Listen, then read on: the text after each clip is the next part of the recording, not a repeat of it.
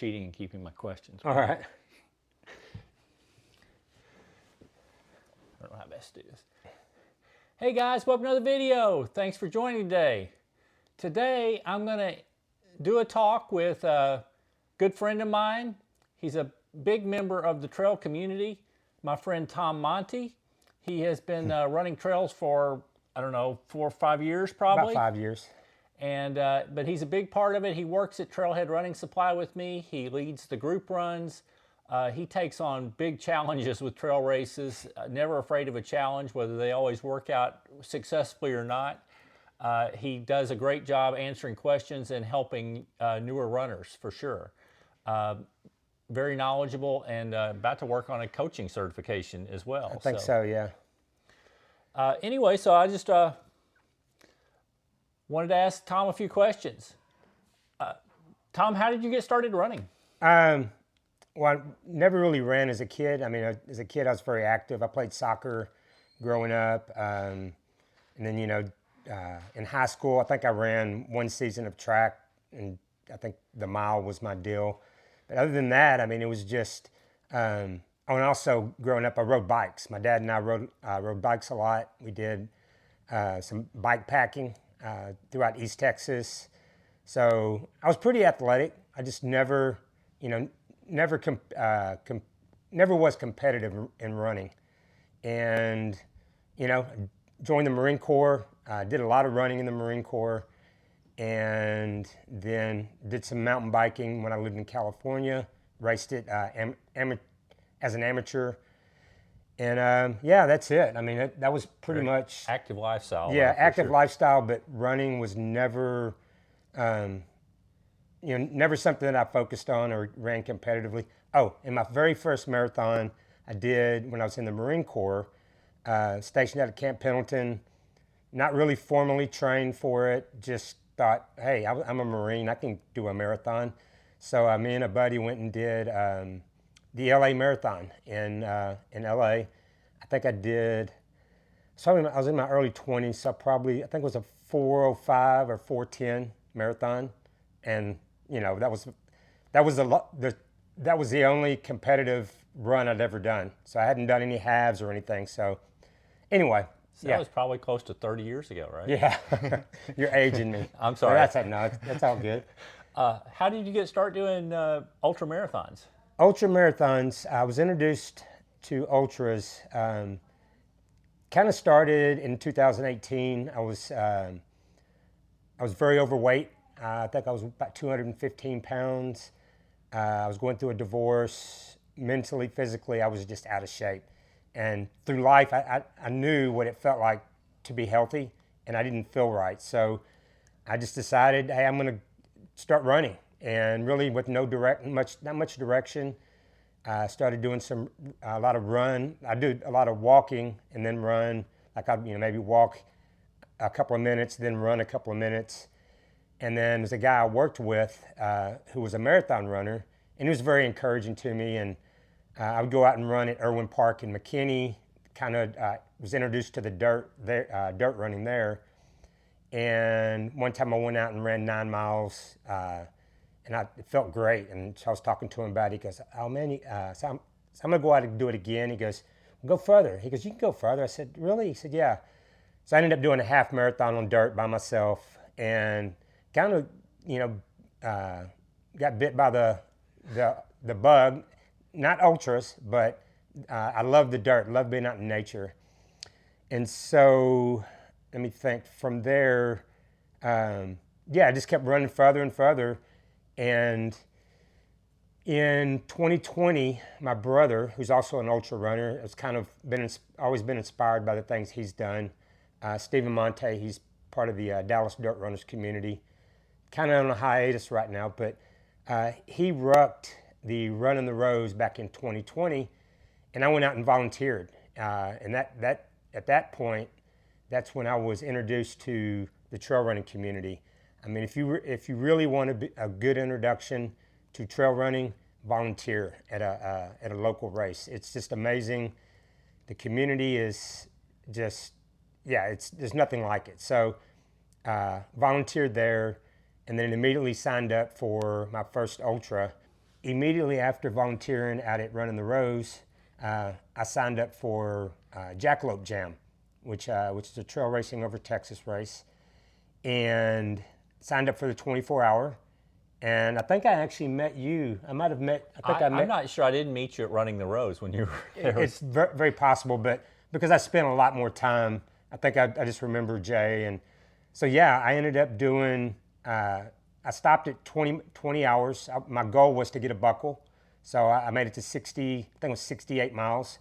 So I went from, Phenomenal, just starting. went from 0 to 60, just like that. So, yeah, and that's really where it took off. I mean, and then shortly after that, COVID hit. So, I was really involved with Dallas Dirt Runners, and just things went from there.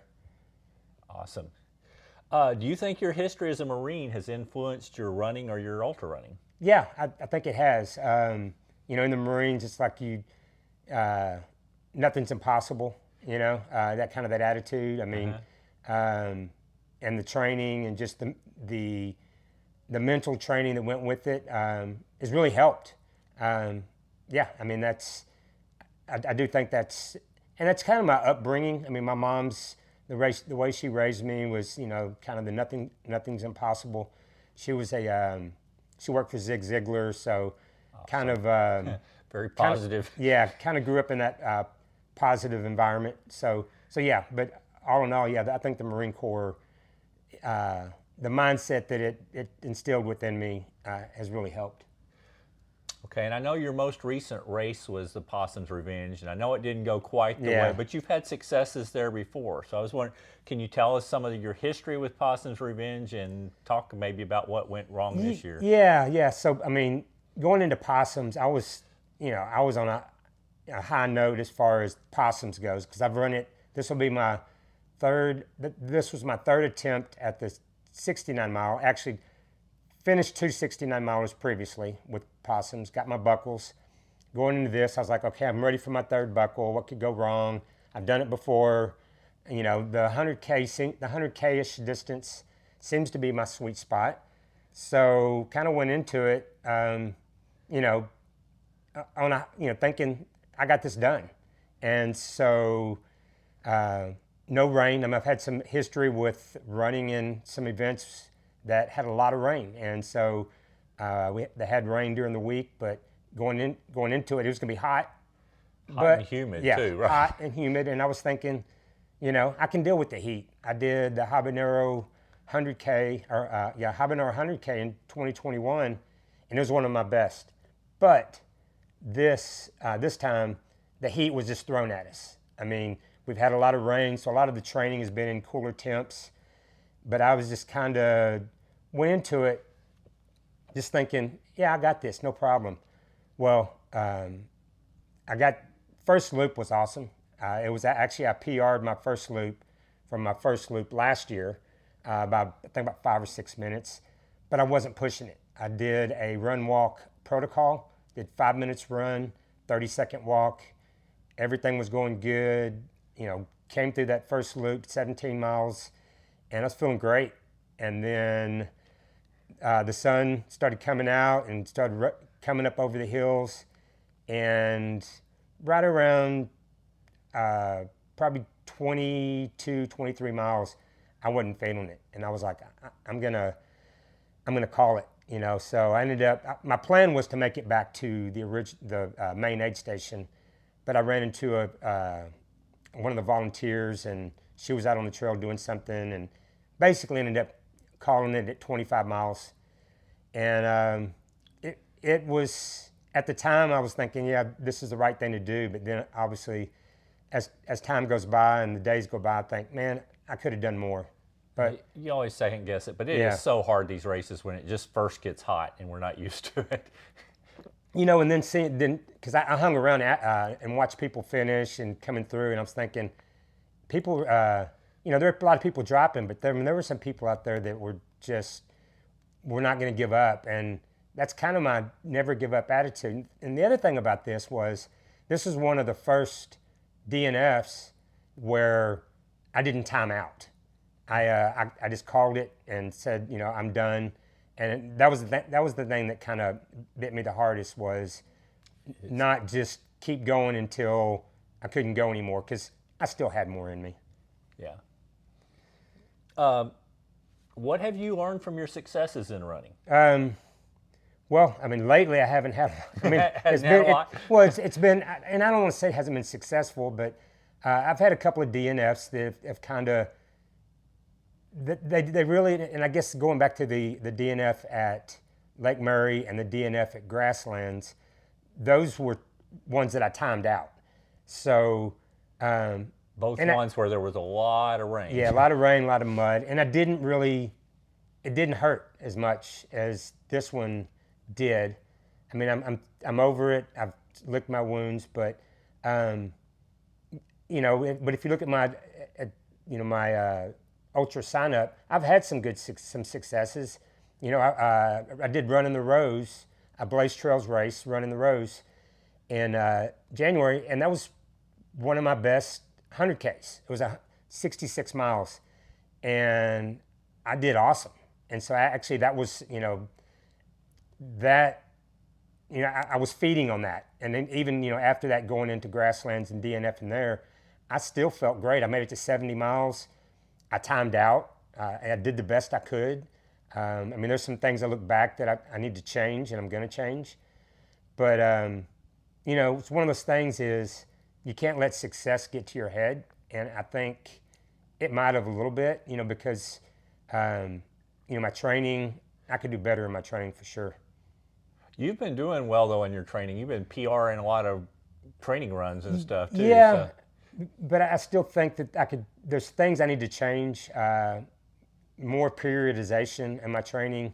My training has been not sporadic, but just, I do a lot of trailhead running. We do a lot of social runs, so that's part of my training. I'll do some, Dallas Dirt Runners. I'll go out to Sansom Park, but nothing's really organized, and I need to be more organized about that. And that's where I'm looking to start my USCA certification for personal reasons, but also I would love to start coaching. But yeah, so you just can't let success get to your head is the main thing. Okay, so what do you think you have learned from your DNFs? DNFs, my definition of a DNF is did not finish. And it really comes to, that mindset is if you don't let it stop you. And this last DNF, this last DNF at Possums, I wasn't going to let it stop me. I did have to lick my wounds a little bit, afterwards, but, learn from them. I mean, I am reconsidering the idea because I've been doing these solo, unsupported, and my next big attempt, I am going to look into having. I mean, if people reached out to want to help me, but I really like to push through those dark times in the race on my own, and so that's something that I really need to focus on. My nutrition, I'm pretty dialed in on my nutrition.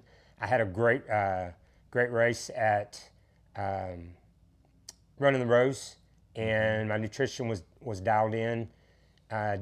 Same with Grasslands. I pretty much, when it comes to the races, I'm plant-based. I very rarely will eat like the cookies and the chips. So yeah, on a DNF, I would just say, look at it as did not fail, and then look back on what you could do better. Yeah. Can you talk about your upcoming training and race plans for this summer? Yeah, this summer I'm actually going to kind of step back a little bit. I don't have anything on the calendar really. I think I might do one of the Rath Racing, the Texas Endurance Run, 24-hour. There's no set distance on that, so it's more of just go out and for 24 hours just do as much as you can. And then over the summer, I'm also going to do the Cox 5000 series. I'm not going to sign up for the whole series, but it's a great way to get a good base. It's a 5K, so you just go out and push it for 5 kilometers, and work on some of my speed work, and yeah, no big events this summer. Okay, so that's all the questions I lined up for you, but I have a question. Do you have plans for the fall? For the fall, yeah, Have you thought about it I yet? haven't really. I am working part-time with Blaze Trails as well, so I will be. I meant to mention that Oh to yeah, begin with. no, good. Shout out to Blaze Trails and also Trailhead, both of my employers. One of the big things coming up, I guess, in the fall is Dana Peak. I've never run it, but I'm going to be working it. That'll be my first big race to work with Blaze Trails. So I'll be out there all weekend. Hopefully you guys will sign up and come out. They've got, I'm not sure all the distance they have. I know they have a 50K, they have a 100K. Pretty sure they have shorter distance, like a 25K maybe. But it's a beautiful park. I've been out there. I've volunteered once. And It's on Lake Belton, is that right? yeah, it's down near Killeen. It's Harker Heights, right outside Harker Heights. That's in John Stasuli's backyard. Yeah, that'll be great. I guess I don't have any more questions for Yeah. today, but I certainly appreciate you coming on. Yeah, and I appreciate being on here. And hopefully I'll see some of you guys out there on the trail. And sign up for a Blaze Trails race or stop by Trailhead Running Supply, and we'll help you with some your shoes, fitting your shoes or any gear you may need for the trail. And we hope to see you out there. Awesome. Thank you again, Tom. You bet. Thank Thanks, you. man. Thank Appreciate you. it. Appreciate your time.